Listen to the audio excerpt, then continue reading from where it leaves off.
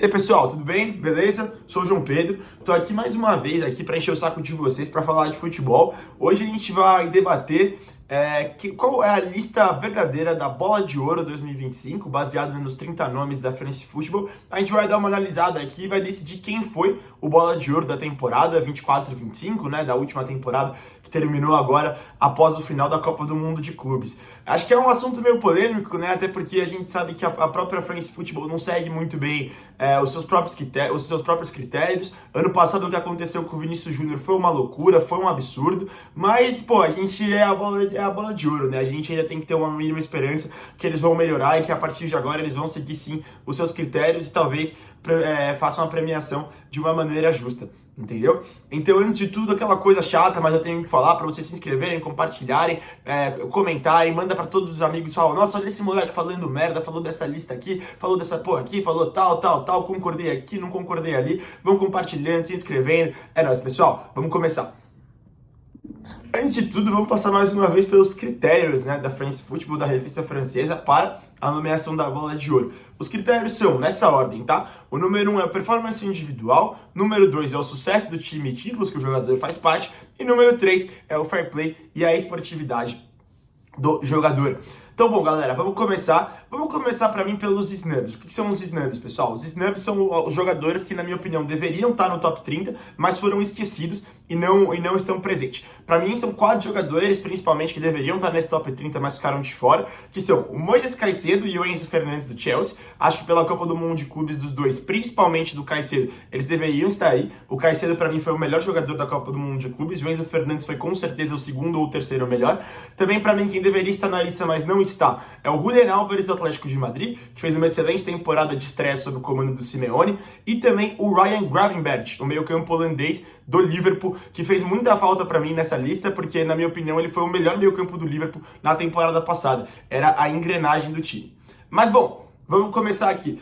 Olha, galera, falando de performance individual, eu vou trazer uns dados aqui, gols, assistência e tal, mas eu não vejo futebol dessa maneira, eu não acho que futebol é definido por número, eu acho que tem muito mais sobre sensações, sobre como joga no campo, e, bom, claro que os números, os gols e assistências importam, mas pra mim não é tudo, tá?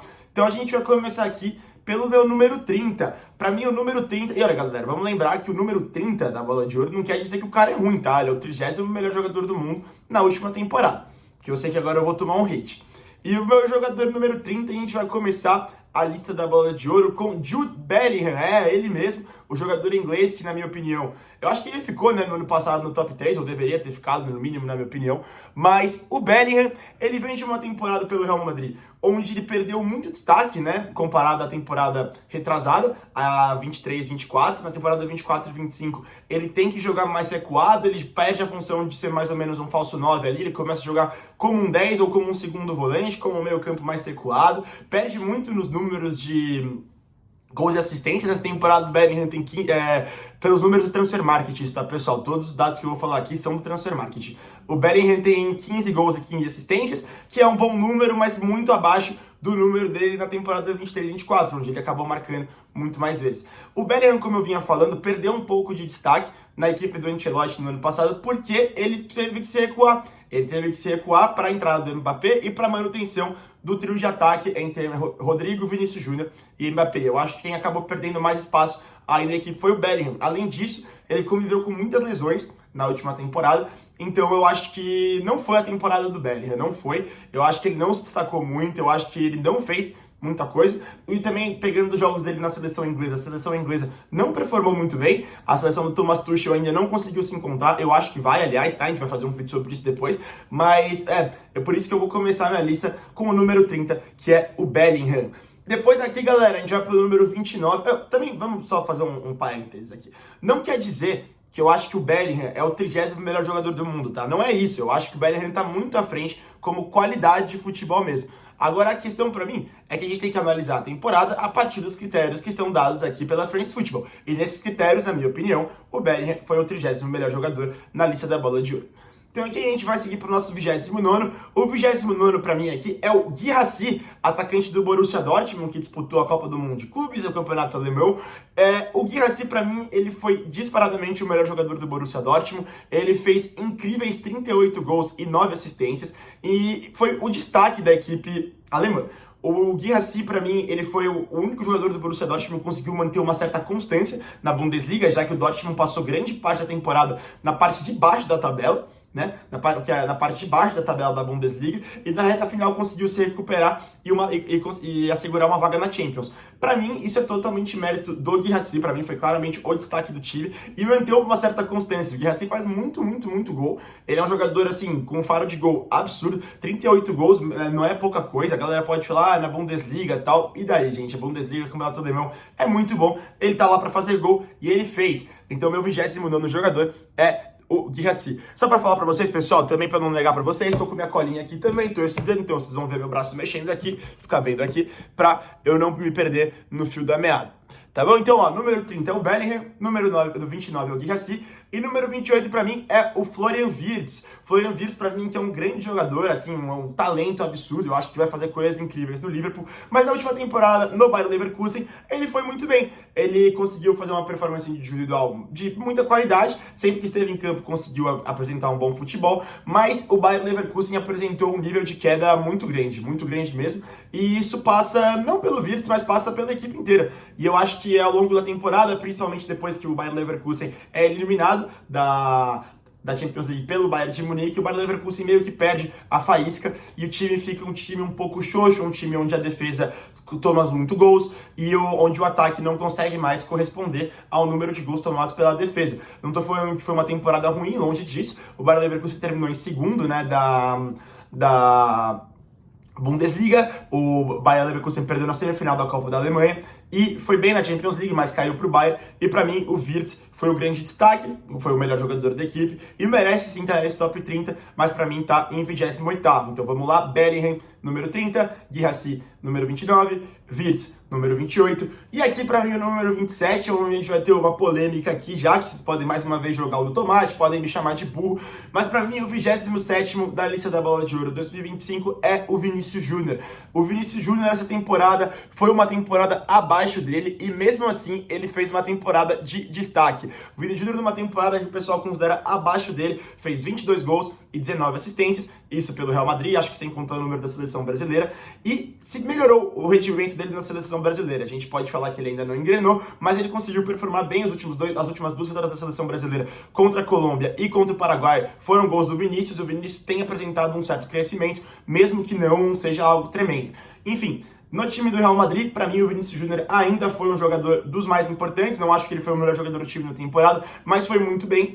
Ninguém faz 22 gols e 19 assistências com nada, e mesmo o Vinícius Júnior, ele não tá mais alto na minha lista, porque nos momentos decisivos da última temporada, eu acho que faltou um pouco da decisividade dele mesmo, coisa que já teve antes. Por exemplo, na Champions League contra o Atlético de Madrid, onde ele perde o pênalti no Wanda Metropolitano, e nos clássicos contra o Barcelona, onde ele realmente não conseguiu performar muito bem, onde ele realmente não conseguiu ter um destaque muito bom, mas mesmo assim, eu acho que pelo talento individual, pelo que ele apresentou quando ele esteve em campo contra times mais simples, contra times mais fáceis, e na Champions League, até o jogo contra o Arsenal, para mim o Vinícius Júnior é sim o 27º. Então vamos lá, estamos com Bellingham, Guirassy, Wirtz, Vinícius Júnior, e número 26 para 26º aqui para mim é o Erling Haaland, o Haaland que marcou mais de 30 gols na Premier League. De novo, aquela coisa, gente, o Haaland é um fazedor de gols, marcou muitos gols, mas o Manchester City ano passado realmente não foi dos melhores. O Manchester City conseguiu conquistar a vaga da Champions League na Premier League, mas todo mundo sabe que foi um ano bem abaixo, e um ano abaixo também para todos os jogadores da equipe do Manchester City, o que prejudica muito o Haaland, já que o Haaland é um jogador que depende muito da qualidade de seus companheiros para a bola chegar. Então o Haaland, mesmo tendo feito mais de 30 gols na Premier League, eu acho que em anos que ele já disputou a Bola de Ouro, já disputou o top 10, esse ano ele fica bem em cima, fica em 26º. E para mim, em 25º, seguindo aqui na ordem da Premier League, vem o Alexis McAllister. Alex McAllister, jogador do Liverpool. O McAllister, para mim, o jogador do Liverpool da seleção argentina, né? Jogador que fez uma excelente temporada ao comando do Arne Slot, foi muito bem no meio campo da equipe do Liverpool, na equipe da Inglaterra, se destacou, é um bom jogador, consegue jogar de 5, de 8, de 10, é realmente, assim, assustador. Os números dele não são tão altos assim. Vou pegar aqui os números do McAllister. Ele fez 7 gols e 6 assistências né, pela camisa do Liverpool, mas mesmo assim é um jogador essencial para a equipe do Arne Slot. Se você tira o McAllister do time, eu não sei o que acontece, é realmente um problema bem grave, porque ele tá em todo lugar, ele faz tudo, ele marca, ele passa, ele chuta, é um grande jogador. Então, meu 25º é o McAllister. 24º aqui para mim, Declan Rice, o jogador do Arsenal. Acho que eu também vou ser meio xingado nessa daí. Eu sei que tem muita gente que não gosta do Declan Rice, mas pra mim a última temporada do Declan Rice é uma temporada incrível, e não só pelos gols contra o Real Madrid. É claro que os gols contra o Real Madrid trazem um destaque enorme, é claro que os gols contra o Real Madrid colocam ele nessa situação. Ninguém que faz 2 gols de falta contra o Real Madrid numa UEFA Champions League e é o jogador principal do duelo para eliminar o Real Madrid de uma Champions League, é claro que tem que ter o destaque, né? Mas eu acho que o Declan Rice foi sim o melhor jogador do Arsenal na última temporada, porque o Bukayo Saka acabou se machucando muito. Foi um time que certas vezes apresentou certa inconsistência, mas mesmo assim ficou em segundo da Premier League, não foi muito longe nas Copas, e na Champions League chegou na semifinal. E deu trabalho ao PSG mesmo com o time lesionado. O Declan Rice conseguiu reger o time, mesmo que todos os jogadores quase todos os jogadores de principal de linha de frente estavam lesionados. Eu acho que ele conseguiu fazer uma grande performance no meio campo, jogando como 5, jogando como 8 e até jogando mais pra frente ali. Então acho que o Declan Rice merece sim o destaque. Então a gente tá aqui, ó, na 24ª colocação, com Bellingham, Guirassy, Wirtz, Vini Jr., Haaland, McAllister, Declan Rice. E agora em 23º pra mim é o Gyökeres, é ele mesmo. O Gyökeres, eu acho que a gente tem que fazer uma pontuação aqui. Ele jogou na Liga Portuguesa, e a Liga Portuguesa é uma liga de qualidade, só que tá atrás das outras ligas aqui do campeonato. Mas o que ele fez na Liga Portuguesa não é normal. Eu nunca vi ninguém fazer isso na Liga Portuguesa. Eu acho que ele é o melhor jogador a jogar no campeonato português desde do Radamel Falcão pelo Porto, pelo menos é o melhor a apresentar isso, né? O Gyökeres, ele fez mais de 50 gols, ele fez 54 gols e 3 assistências pela camisa do Sporting na temporada passada. Foi um jogador de destaque, foi um jogador que conseguiu o bicampeonato da Liga Portugal para o Sporting, e essencial, mesmo que ele tenha ficado de fora um tempo, sofreu as lesões, ele ainda faz um hat-trick contra o Manchester City. Ele criou uma comemoração icônica, não que importe muito, mas acho legal comentar também. E ele ganhou o título, ele conseguiu ser muito relevante, o melhor jogador do time, depois que o Rubem Amorim, o ex-treinador do Sporting, saiu da equipe. A gente pensou, cara, será que o Gyökeres vai conseguir manter o nível dele sem o Rubem Amorim? Será que o Rubem Amorim é o que faz essa máquina do Sporting rodar? E a gente percebeu que não, a gente percebeu que, na verdade, o time do Sporting tem muita qualidade e grande parte disso é pelo atacante sueco. Então ele tá aqui na 23ª colocação, na minha opinião. Seguido aqui na 22ª pelo Fabian Ruiz. Fabian Ruiz, eu vou explicar rapidão, acho que o bicho não precisa ficar pegando os dados do Fabian Ruiz. Fabian Ruiz é um meio campo espanhol que vinha de uma crescente após fazer uma grande Euro no final da última temporada, a temporada retrasada. Chegou confiante na temporada passada pelo PSG, conseguiu manter o alto nível e foi jogador essencial nas competições que o Paris Saint-Germain disputou. O Paris Saint-Germain ganhou absolutamente tudo, menos a Copa do Mundo de Clubes, que ele perdeu na final. Então foi pra mim o time da última temporada. Pra mim o Paris Saint-Germain é sem dúvidas a equipe da última temporada. E o Fabian Ruiz é grande parte disso. O Fabian Ruiz, pra mim, é um meio-campista muito importante e que eu acho que se você tira ele dali, o time do Luiz Henrique não funciona, porque ele consegue quebrar as linhas muito bem, ele consegue pausar o jogo muito bem, enquanto o time do Paris Saint-Germain é um time muito veloz, de muita corrida. Alguém tem que fazer essa bola chegar, alguém tem que fazer essa bola acalmar, e o Fabian Ruiz é um dos responsáveis por isso. Tá, agora vamos aqui pro 21º e pro 20º. Meu 21º é o holandês Denzel Dumfries, lateral ala, né, da equipe da Inter de Milão. Eu acho que a Inter de Milão deu azar na última temporada, né, eles foram triple vice, né, tiveram 3 vice-campeonatos na Supercopa da Itália pro Milan, foram vice no campeonato italiano pro Napoli e pro PSG na final da Champions League. Só que a gente também não pode só pegar esse triplo vice e ver a temporada como um fracasso completo. A equipe do Inzaghi jogou muita bola e deu azar.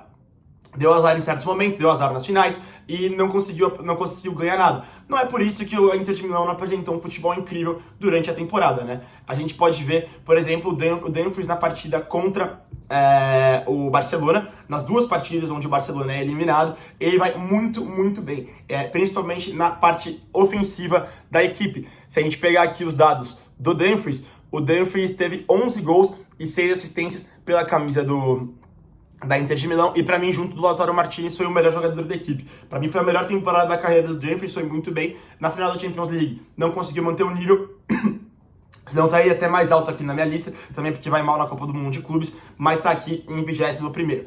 E em 20º aqui temos o primeiro jogador do Bayern de Munique, que é o Olise, o francês, que mostrou, assim, uma qualidade absurda. E eu acho, ó, aqui é uma previsão minha, tá? Algo pessoal. Eu acho que nos próximos anos essa vai ser a menor colocação do Olise na colocação da Bola de Ouro. Eu acho que daqui ele só vai aumentar, só vai para números mais próximos do primeiro, porque é muito bom jogador. É muito bom jogador mesmo. O Olise foi fundamental na conquista da Bundesliga, né? Da equipe do Bayern de Munique e fundamental na disputa do Bayern de Munique em todas as frentes de competição europeia. Para mim, o Olise foi até melhor que o Musiala na última temporada. Para mim, ele só perde pro Harry Kane do Bayern de Munique. Foi um jogador incrível. E primeira temporada dele no Bayern, né? Vem de uma contratação do Crystal Palace. Foi muito bem. Um jogador de muita qualidade, qualidade técnica, de drible. E acho que se você agrega tudo, para mim, o Olise é meu 20º. Então vamos lá, a gente falou os 10 primeiros aqui, do 30 ao 20, que é Bellingham, Guirassy, Wirtz, Vini Jr., Haaland, McAllister, Declan Rice, Gyökeres, Fabian Ruiz, Dumfries e o Olise. E agora vamos aqui então do 19º até o 10º, aqui a coisa vai ficando boa. O meu 19º é para quem gosta de Game of Thrones, é o Jon Snow.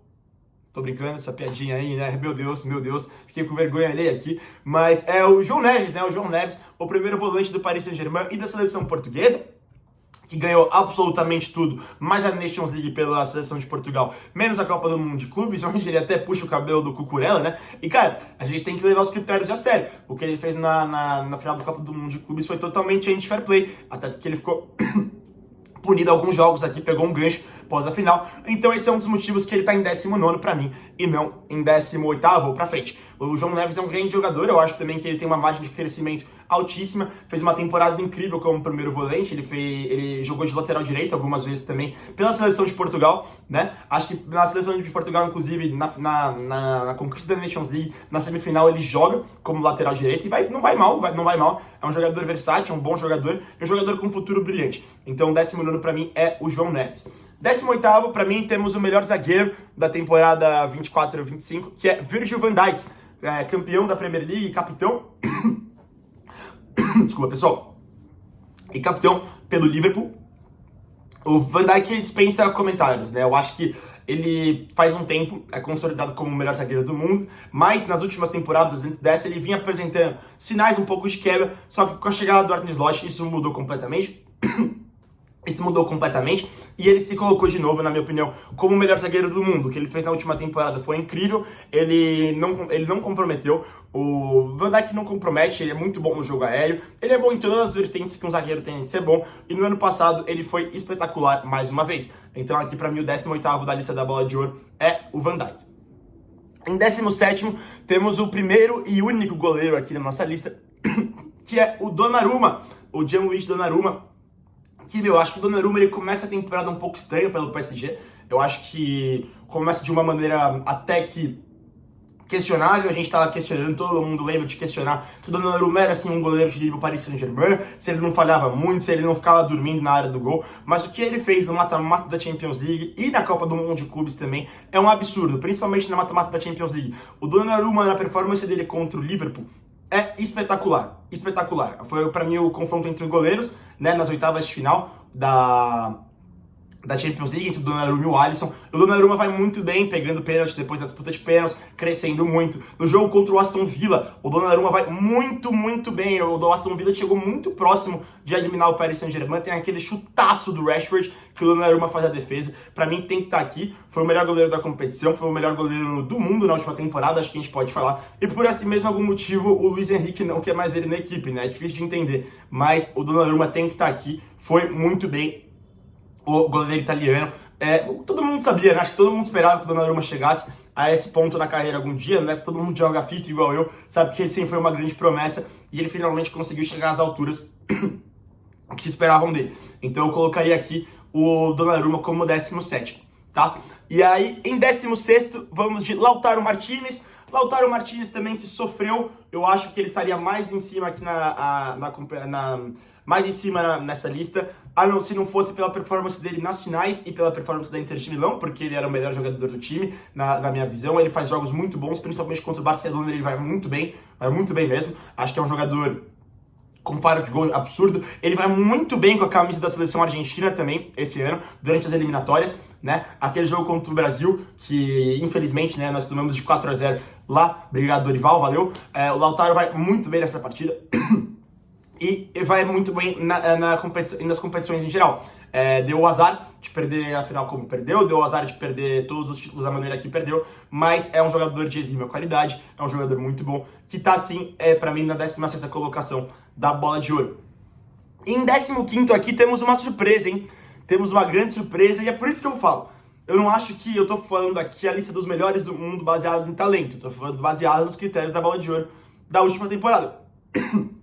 E pra mim, a 15ª colocação tem que estar Scott McTominay, jogador do Napoli, cria do Manchester United, jogador da seleção escocesa, né, o craque da seleção escocesa, que é o Scott McTominay.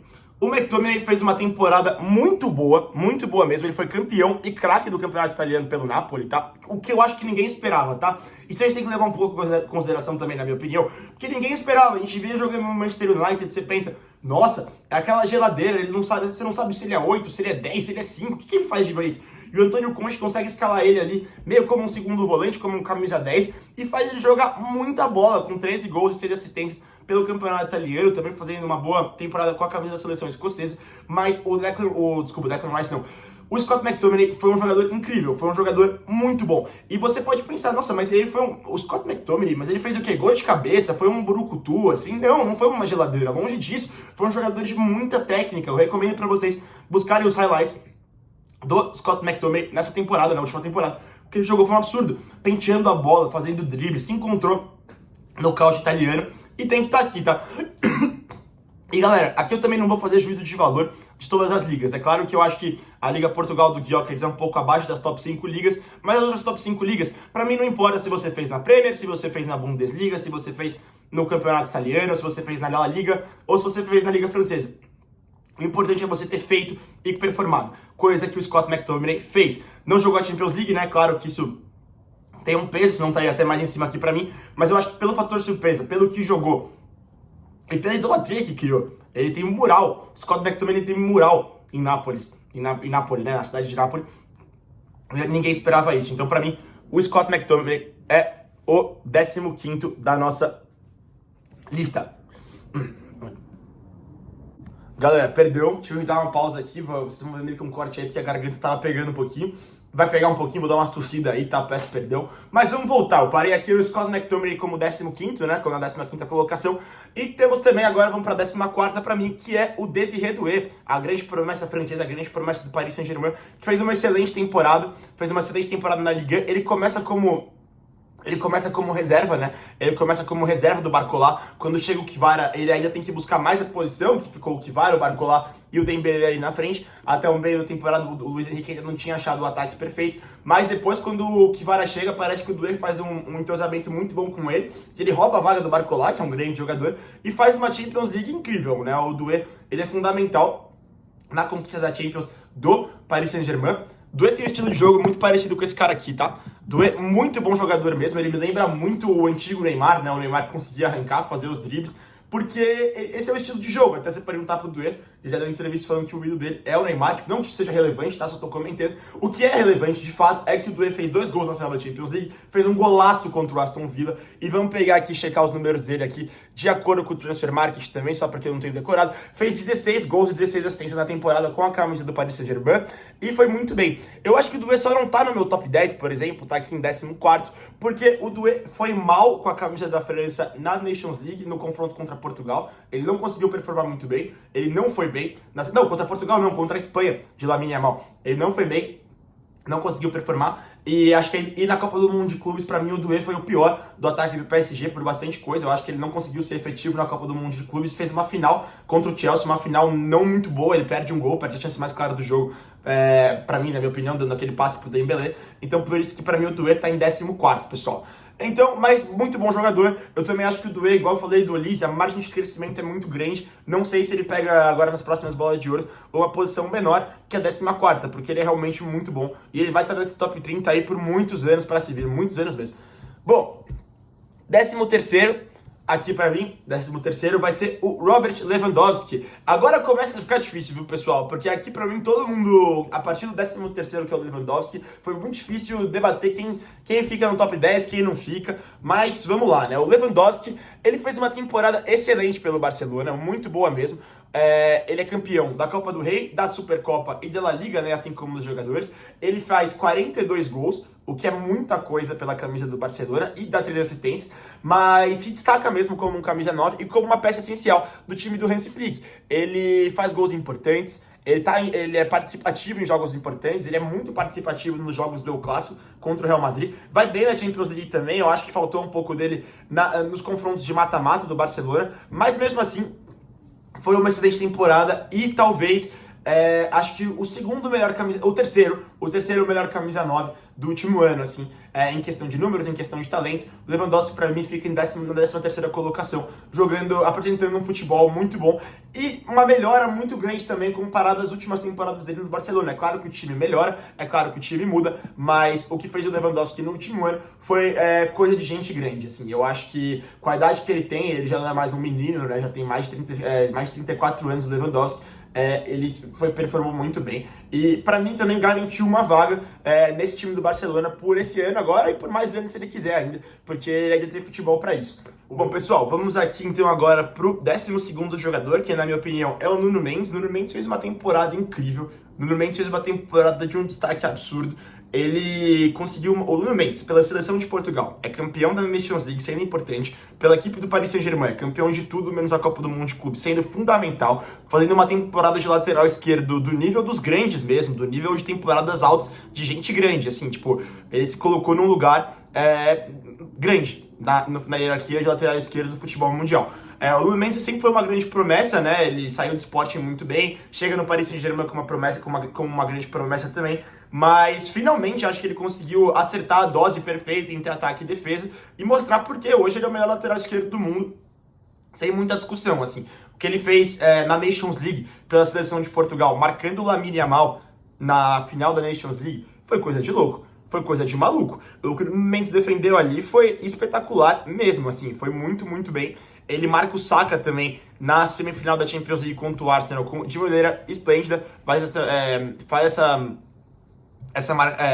esse confronto entre ele e o Saka, ele ganha basicamente todos os duelos, ele vai muito bem. Além disso, também nas oitavas da Champions contra o Salah, que vinha num auge, vinha jogando muita bola pelo Liverpool, ele também, a galera usa a expressão pocket, né, tipo, que é colocar no bolso. Eu acho um pouco forte colocar no bolso, mas foi isso que ele fez. O Salah não conseguiu jogar nas duas partidas e grande parte disso é o Nuno Mendes. O Nuno Mendes foi pra mim, sem dúvidas, o melhor lateral esquerdo da competição. Da temporada, e merece, assim, essa 12ª colocação. E eu fico até com dó, assim, porque pela temporada dele, ele deveria estar mais alto aqui, só que eu vou ler aqui pra vocês os próximos jogadores, e fica difícil, entendeu, colocar ele no top 10 e tal, mas foi uma temporada incrível do Nuno Mendes. 11º foi o Kvaratskhelia, né? O Kvicha Kvaratskhelia, que tem uma coisa engraçada no Kvicha Kvaratskhelia. Ele conseguiu ser campeão italiano e francês. Ele faz metade da temporada pelo Napoli e a segunda metade da temporada pelo Paris Saint-Germain. Então a gente tem que analisar de duas maneiras aqui. Pelo Napoli do Antônio Conte, ele já vinha fazendo uma grande temporada. Eu não acho que ele era o destaque da equipe, eu acho que ele foi mais uma peça da engrenagem, mas já estava ajudando muito a equipe italiana, a equipe napolitana, e colocando o Napoli já, ele é totalmente responsável por colocar o Napoli na disputa do título, na briga pelo título. E o que depois acabou se concretizando, né? O título com o Lukaku, o Scott McTominay, que eu falei, mas o Kvara, ele faz uma grande primeira metade de temporada e depois é transferido para o Paris Saint-Germain, onde ele mostra, assim, quem ele sempre foi. Quem acompanha o Kvara há um tempo sabe o nível do talento dele, o nível da qualidade dele. É um jogador, assim, de muita qualidade. Fez gol na final da Champions League, foi bem pelo Paris Saint-Germain na Liga e na Champions League, em diversos jogos. Eu acho que a performance dele contra o Arsenal é muito boa, de muita qualidade. O cara ambidestro, né? Na final da Champions a gente vê ele conseguindo trocar o pé, trocar ali, vai muito bem mesmo. E eu acho também que o Kvara, isso aqui agora é a minha opinião, pra mim o Kvara foi o melhor jogador do ataque do Paris Saint-Germain na Copa do Mundo de Clubes, onde o Dembélé tava machucado, onde como eu disse, o Doué não foi muito bem, o Barcola tava um pouco inconsistente, eu não sabia se o Barcola ia ser titular ou reserva, depois ele acabou sendo reserva, e para mim o Kvara foi o melhor jogador, o melhor atacante do Paris Saint-Germain na competição. Apresentou muita qualidade e ele é muito bom, né, gente? O Kvara, para mim, também a gente tem que pegar aqui o talento individual e colocar um pouco à frente de tudo, assim, porque ele é muito diferente, é um jogador muito bom, o atacante da Geórgia.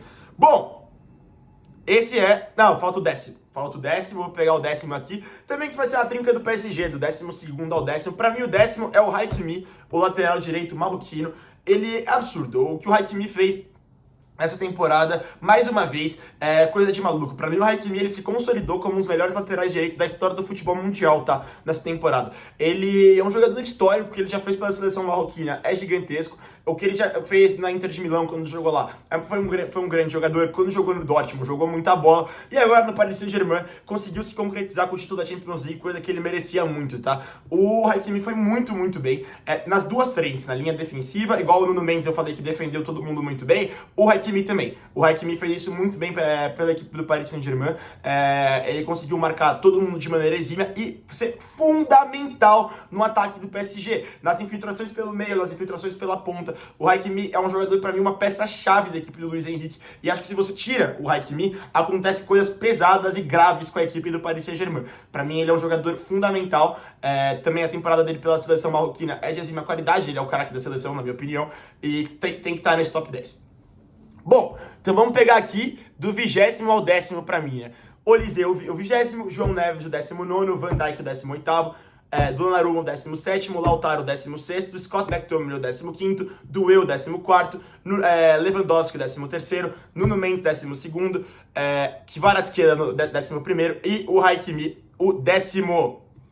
Bom, agora é onde o negócio pega fogo, né? Agora é onde o negócio pega fogo. Vamos aqui ao top 10 da Bola de Ouro. Para mim, 10º, como eu disse, é o Hakimi.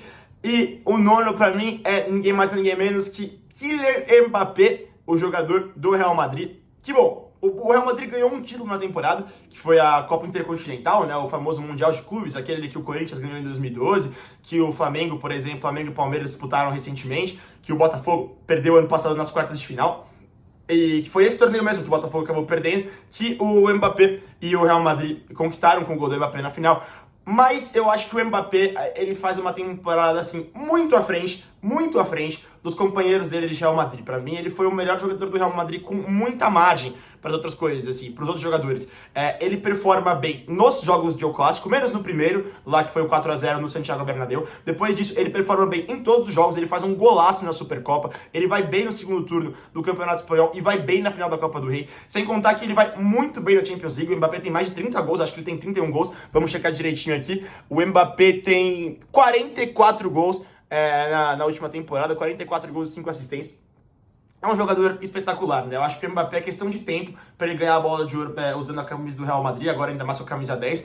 E, bom, para mim foi o segundo melhor camisa 9 da temporada, foi o Lewandowski, o Mbappé, depois vai ter o Harry Kane aqui, mas vocês vão ver a posição. Mas o Mbappé foi um jogador, assim, muito diferente, como ele sempre foi.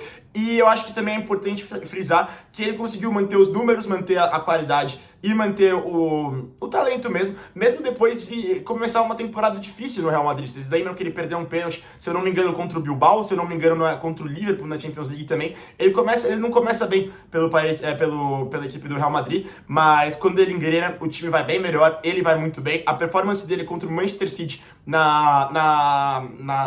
nos playoffs, eu acho que foram nos playoffs ou nos oitavos de final da Champions League, é incrível, aquele gol que ele faz assim, tá ligado? A comemoração incrível contra o Gvardiol, joga muita bola e pra mim tem que estar no top 10, tá? Eu acho que até talvez esteja sendo um pouco injusto com o Mbappé, porque a temporada individual dele, se esse é o primeiro critério da Bola de Ouro, foi muito boa, só que como ele não conseguiu concretizar em títulos e perdeu os títulos para o Barcelona, né, que tem muitos jogadores importantes aí por vir aqui na lista, ele fica na 9ª colocação. Mas temporada incrível do Mbappé, e só melhoras, eu acho, para ele, que na camisa do Real Madrid, eu acho que ele só vai avançar.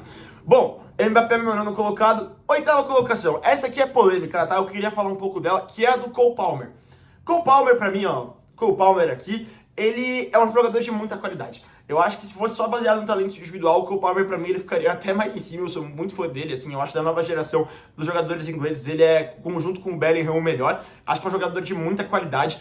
Mas, a gente tem que falar aqui, o Cole Palmer, ele foi um jogador muito decisivo pro Chelsea. Porque o que aconteceu? Na primeira metade da temporada ele foi muito consistente, né, de agosto até dezembro, faz uma temporada muito boa pela equipe dos Blues, mas na segunda metade da temporada, de janeiro até maio ali, o Cole Palmer não vai tão bem. O Cole Palmer, ele fica muito tempo sem marcar um gol, ele fica inconsistente, a equipe do Chelsea dá uma estagnada, mas ele ainda é peça importante, mesmo sem por isso que eu falo, mesmo sem os gols e assistências, ele também foi peça fundamental para levar o Chelsea na classificação do top 4 da Premier League, para levar para a Champions League, top 5, desculpa, e levar o Chelsea para a Champions League esse ano. Mas agora a gente tem que colocar em questão aqui a Copa do Mundo de Clubes.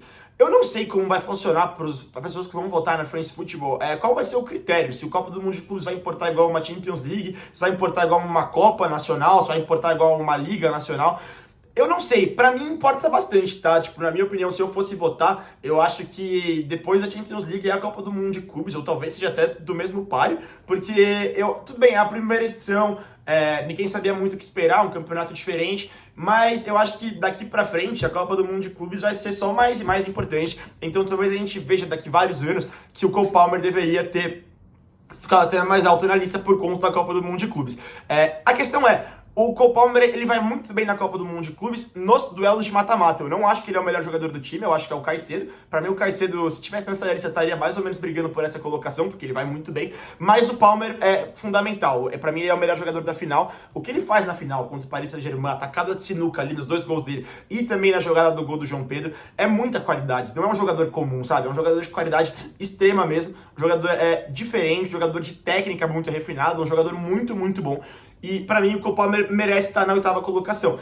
Os torcedores do Palmeiras também queria lembrar o que ele fez naquela partida. Eu não tô aqui pra zoar o palmeirense nem nada, mas todo mundo lembra o que ele fez, né, na fase de mata-mata contra o Palmeiras. Ele vai muito bem, ele faz um golaço também, daquele estilo que você pensa que a bola vai fraquinha, só que vai no cantinho indefensável. Então pra mim o Cole Palmer é o meu 8º, tá? Isso eu posso estar errado, tá bom? Eu acho que o Cole Palmer é o jogador que eu mais fiquei na dúvida, se ele deveria ficar em cima, se ele deveria ficar embaixo, mas eu acho que a 8ª colocação é a justa pra ele. Bom, vamos lá. 7ª colocação, agora também polêmica, velho. Mas 7ª colocação, eu vou falar a 7ª e a 6ª, e aí eu vou explicar por quê. 7ª e 6ª colocação, o 7º pra mim é o Pedro e o 6º pra mim é o Vitinha, tá? Olha, eu acho o Pedro um jogador superior ao Vitinha, mas a gente tem que a gente tem que analisar a temporada dos dois. Tem que analisar a temporada dos dois.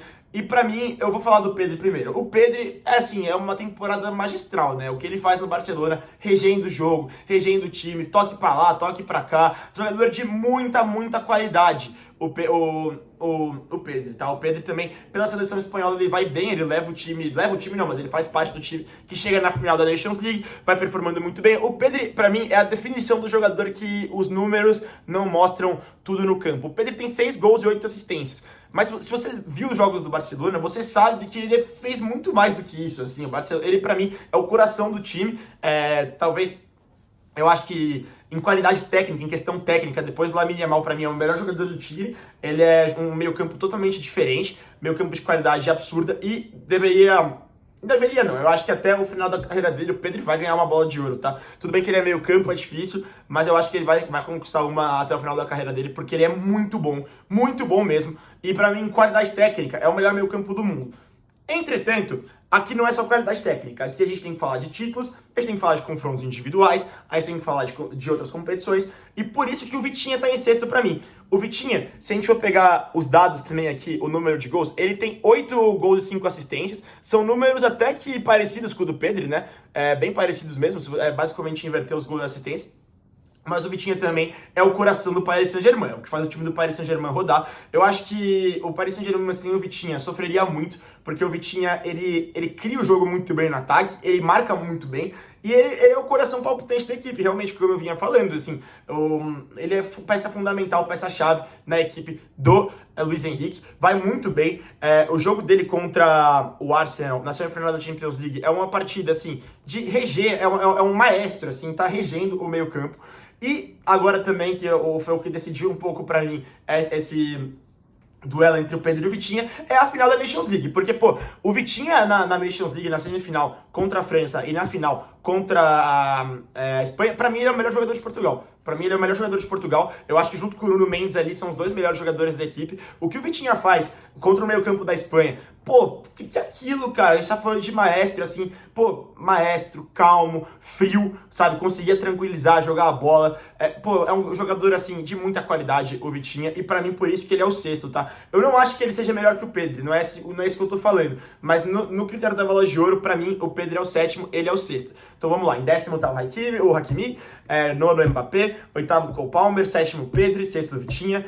Quinto, pra mim, agora começa a ficar bem pegado, tá? Porque agora do quinto pra mim ao primeiro, todos poderiam estar no top 3. Mas vamos lá, o meu quinto jogador é o Harry Kane. O Harry Kane fez uma grande temporada pelo Bayern de Munique, ele faz mais de 40 gols, se eu não me engano, ele faz 41 gols e 10 assistências com a camisa do Bayern de Munique, tô tentando pegar aqui certinho. Não, ele faz 41 gols e 14 assistências. É o melhor 9 do planeta pra mim, na minha opinião, pelo menos foi na última temporada. Um jogador de muita qualidade, é um 9 com a cabeça de 10, com o corpo de 9, mas ele passa como um 10, ele chuta como um 10, ele pode fazer a função de um 10. Jogador muito diferente, pra mim, sem ele o Bayern de Munique teria sofrido bastante para conquistar a Bundesliga contra o Bayern Leverkusen, mas ele foi fundamental, ele faz uma Bundesliga incrível, ele faz uma Champions League muito boa também, o Bayern acaba caindo para Inter de Milão, né, mas não foi por demérito do Harry Kane, porque ele tava lá e ele fez o que deu, sempre. E o Harry Kane, pra mim, também foi um dos melhores jogadores da Copa do Mundo de clubes, tá? A torcida do Flamengo pode ficar brava comigo, mas o que ele joga naquele jogo, nossa senhora, cara. Nossa senhora, com todo respeito, mas destruiu o Flamengo. Destruiu o Flamengo, e não só o Flamengo, ele perde pro Paris Saint-Germain num jogo pegado também, mas porque o Paris Saint-Germain é a melhor equipe do mundo, pelo menos na última temporada, e ele se destaca muito. Pra mim, o Harry Kane é o quinto, de maneira muito justa, tá? Eu acho que se o Bayern de Munique até tivesse avançado um pouco mais na Champions League, ele ficaria até no top 3, mas não ficou na minha. E por ser a Bundesliga, eu falei que não tem o critério da Liga, mas agora que a gente tá chegando perto, aí tem que ter um pouquinho, porque o meu quarto colocado é o Mohamed Salah. O Salah, pra mim, ele fez uma temporada de bola de ouro, tá? Ele fez uma temporada de qualidade de bola de ouro. Vamos pegar aqui certinho também os dados de gol pra não falar errado, tudo baseado no Transfermarkt. O Salah fez 34 gols e 23 assistências. As pessoas têm noção disso. Jogando Premier League, jogando a competição mais difícil do mundo e sendo campeão. Isso que é o mais importante. Eu queria lembrar pra vocês o final da temporada 23-24, onde o Salah e o Klopp discutem no campo, o Salah é substituído e ele fala, eu acho que até pro João Castelo Branco, que ele vira e fala, o João Castelo Branco da ESPN, grande referência, um monstro, que ele vira e fala, um dia vocês vão entender isso aqui, um dia vocês vão entender e tal. Dá uma provocada no Klopp, né? Ele termina um pouco questionado no Liverpool, e é um ano de contrato pra ele, né? A gente não sabia se ele ia ficar no Liverpool ou não, se ele ia renovar ou não. E ele fez uma temporada que era simplesmente impossível o Liverpool não assinar o que ele quisesse ali. Porque ele joga muita bola, ele é muito importante. O Liverpool é campeão da Premier League, perde na final da Carabao Cup. E aí que tá, o Liverpool perde cedo na Champions League porque encontrou o Paris Saint-Germain, perdeu pro Paris Saint-Germain nas oitavas de final numa disputa de pênaltis. E por isso que o Salah pra mim não tá no top 3. Porque a gente tem que pegar também nos critérios, o negócio de títulos e tal. Então, infelizmente, vai ficar fora aqui do top 3. Mas o Salah faz uma temporada incrível. Se ele ganhasse a bola de ouro, eu não acharia injusto pela performance dele, pelo que ele fez e pelo que ele representa pro futebol também, tá? A gente tem que falar aqui também. Vocês sabem, a gente traz esse texto, a gente traz muito do futebol fora das quatro linhas. E, galera, quem acompanha o Salah sabe que ele é um jogador que se posiciona em pautas políticas, se posiciona em pautas importantes. Não é de hoje, tá? Não é dessa semana, não é da semana passada, é desde sempre. E é um jogador que eu admiro muito, e sou muito fã mesmo, assim. Eu queria muito que o Liverpool tivesse avançado pra ele conseguir a bola de ouro dele, porque eu acho que ele merecia. Bom, não acho que é impossível o Salah conquistar a bola de ouro até a carreira dele acabar não, tá? Com o time do Liverpool do jeito que tá, com o quanto que ele joga, que agora é um ano de Copa do Mundo, né? Vai ser um pouco mais difícil. Mas o Salah é muito bom jogador e pra mim é o quarto colocado. Bom, agora vamos pro meu top 3, vamos pegar de novo aqui do décimo ao terceiro, Hakimi, Mbappé, Cole Palmer, Pedro, Vitinha, Harry Kane e Mohamed Salah. E o meu terceiro, aqui eu vou ser um pouco pachequista, né, que é a expressão, que é o Rafinha. O Rafinha do Barcelona e da seleção brasileira, fez uma temporada incrível, em questões de números. O Rafinha, pra mim, em questão de números, pra mim é indiscutível que ele é a bola de ouro, porque se você fosse pegar só números, né, só analisar os dados, porque, olha aqui, o Rafinha... Pessoal, vamos pegar certinho aqui os números dele, só para não falar besteira. O Rafinha tem 30 34 gols e 25 assistências com a camisa do Barcelona na última temporada, que é um absurdo. Ele se encontrou no time do Hans Flick e junto com o Pedro, eu falei a expressão coração do time, eu acho que o Rafinha é sim o coração da equipe. Vamos explicar por quê aqui pra você. O Rafinha jogou de ponta esquerda, jogou um pouco como meio campo, fez ali de vez em quando a função do falso 9, ajudava na ponta direita e voltava pra marcar de uma maneira absurda. O Rafinha tava em todos os lugares do ataque do time, ele atacando e na parte defensiva também. O Rafinha, ele, pra mim, ele é a representação do que é o Barcelona do Hans Flick, que é a garra, que é a inteligência tática que o Rafinha tem demais e a técnica também. Rafinha, temporada incrível, na La Liga ele vai muito bem, na Champions League ele vai muito bem, ele colecionou momentos icônicos nessa Champions League, ele tem 2 jogos muito bons e muito memoráveis contra o Benfica, principalmente aqui na última rodada, né, que o Barça ganha de 5-4, se eu não me engano, ele faz o gol no último lance, vai comemorando na chuva, assim, pô, narração do Jorge Igor, é um negócio incrível. Rafinha vai muito bem, contra a Inter de Milão, cara, um pecado, eu acho que se o Barcelona fosse pra final, a gente tinha chance mesmo de ver o Rafinha como bola de ouro, porque ele faz o gol contra a Inter de Milão nos 2 jogos, né, no jogo da ida ele faz aquele golaço, aquele tapa que bota o Barcelona vivo, né, e no jogo de volta ele faz o gol na prorrogação, ou um pouco antes da prorrogação, não vou lembrar agora certinho, mas o último gol do Barcelona é ele que faz, numa performance incrível, assim, então o Rafinha pra mim é o terceiro bola de ouro. Por que ele é o terceiro e não o segundo ou o primeiro? Eu até pensei em derrubar ele aqui. Porque ele falou aquela besteira contra a Argentina ali, cara. E a gente tem que levar em consideração também que a data FIFA é importante. Aquele jogo do Brasil e Argentina foi relevante pra caramba. Falou e depois ficou falando que, não foi bem assim, me entenderam errado. E cara, aquilo foi meio... Foi tenso, né? Foi a seleção brasileira, né, Rafinha? Aquilo foi... uma das maiores humilhações que eu vi a seleção brasileira passar, e ele foi grande responsável disso, de ficar falando e depois não fazer absolutamente nada, de falar que prefere se perder, se perder na porrada, e isso também é um critério de fair play, onde ele foi mal, por isso que pra mim o Rafinha tá em terceiro, porque senão, juro por Deus, o Rafinha fez uma temporada de bola de ouro, tá? O Rafinha fez uma temporada incrível, o Rafinha foi disparadamente o melhor brasileiro da última temporada, tá? Disparado, assim, não tem comparação, mas tá aqui... as minhas críticas também, tá em terceiro o Rafinha. Na segunda colocação, agora o top 2 é simples, né? Eu não vou falar aqui ainda quem é o primeiro e o segundo, tá entre Dembélé e Lamine Yamal. Eu vou passar aqui pelos dois. Eu acho, antes de falar quem é meu segundo e quem é meu primeiro, eu acho que o melhor jogador do mundo hoje, tecnicamente, é o Lamine Yamal, tá? Acho que não tem muita comparação com outros jogadores. O Lamine Yamal, ele ressuscitou algo no futebol que o futebol não via há muito tempo. Não é que não via há muito tempo, mas ele trouxe algo de volta para o futebol, que é esse talento individual, que é essa alegria jogando bola, que a gente só não via fazia um tempo com o futebol tático do jeito que tá, com o futebol...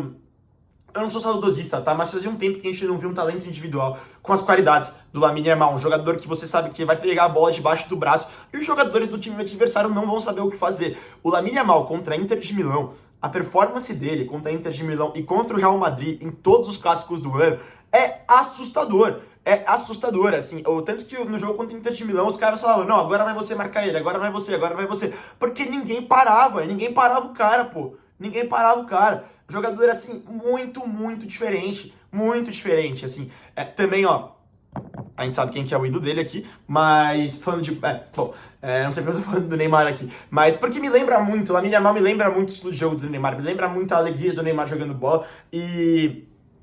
sem dúvidas, assim, de questão de talento, ele é o melhor do mundo. Mas agora a gente também tem que analisar os fatos.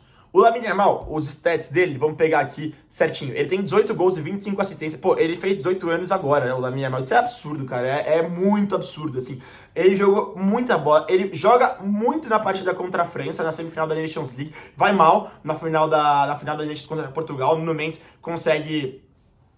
anular ele, o Lamine Yamal não performa bem na final, mas assim, é uma temporada incrível e é uma temporada de crescimento absurdo. Eu acho que o Lamine Yamal não vai sair do top 3 da bola de ouro por muito tempo, tá? Porque eu acho que em questão de talento, hoje ele é disparado o melhor jogador do mundo. Mas ele não é meu bola de ouro. O Lamine Yamal não é meu bola de ouro, ele é o segundo. O meu bola de ouro é Ousmane Dembélé, o jogador francês, porque a gente tem que seguir os critérios aqui do talento individual, do fair play e também dos títulos. Vamos pegar aqui certinho os dados do Dembélé. O Dembélé, onde tá aqui, calma aí, só tô procurando pra não falar besteira. O Dembélé fez 35 gols, deu 16 assistências, como camisa 10 do Paris Saint-Germain, e ganhou absolutamente tudo. O que ele não ganhou, ele chegou na final, que foi a Copa do Mundo de Clubes. E ele foi fundamental na conquista da Champions League pelo Paris Saint-Germain. Na minha opinião, foi o melhor jogador. O Dembélé, ele jogou como falso 9. A gente lembra do Dembélé jogando de ponta direita, de ponta esquerda. Ele faz a função do falso 9 e faz com maestria. Para você conseguir jogar de falso 9, ainda mais no esquema do Luiz Henrique, você tem que ser muito talentoso, muito bom de bola. E ele era a peça que fazia o ataque funcionar. Porque ele... Se todo mundo já viu também aquele vídeo do Dembélé marcando pressão assim, começando, indo para cima dos caras. Ele foi o líder técnico e tático da equipe do Paris Saint-Germain. Ele começa a temporada, acho que vocês lembram que ele ficou de fora de um jogo, acho que de um jogo da Champions, inclusive, que o Luiz Henrique disse que ele não estava se comportando bem, que não estava se portando como jogador que deveria, como jogador do tamanho dele deveria se portar, mas ele dá a volta por cima, ele é fundamental, o jogo dele contra o Liverpool é muito bom, principalmente no Parque dos Príncipes, do jogo que o PSG perde, mas ele joga muita bola aquele jogo. No jogo da volta no Anfield ele joga muito bem, contra o Aston Villa ele joga muito bem no jogo da ida, no jogo da volta ele não foi muito bem, contra o Arsenal ele destrói, e na final da Champions League ele faz uma masterclass. O Dembélé, ele não marca na final da Champions, né, ele não faz o gol na final da Champions League, mas mesmo assim ele faz a função do maestro, a função de um camisa 10 e de um camisa 9, de um camisa 11, ele faz as três funções do ataque de maneira brilhante. E galera, ele ganhou tudo, pô. Eu acho que também, tipo, não tem como falar que o cara não merece a bola de ouro. Porque aí, como é que um cara do PSG vai ganhar a bola de ouro? Ele ganhou tudo que tem pra ganhar na França, ele ganhou a Champions League e chegou na final da Copa do Mundo de Clubes. Perdeu, foi... ninguém esperava o que aconteceu, o Chelsea meteu 3-0, pô, o Dembélé não foi bem, ele perde um gol claro também.